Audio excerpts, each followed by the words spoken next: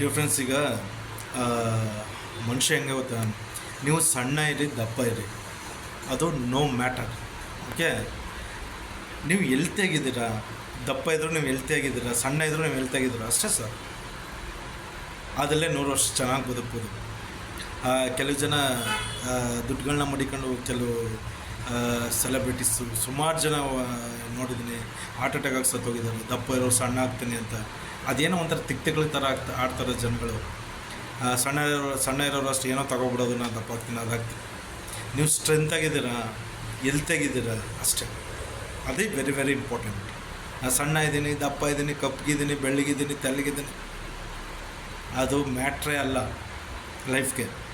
ನೀವು ಹೆಲ್ತಾಗಿದ್ದೀರಾ, ಡೈಜೆಷನ್ ಕರೆಕ್ಟಾಗಿ ಆಗ್ತಾಯಿದೆಯಾ, ಅವಾಗವಾಗ ಡಿಟಾಕ್ಸ್ ಮಾಡ್ಕೋತಾ ಇದ್ದೀರಾ, ಹೆಲ್ತಿ ಫುಡ್ಗಳು ತಿಂತಾಯಿದ್ದೀರಾ, ಅಷ್ಟೇ ಸಾಕು.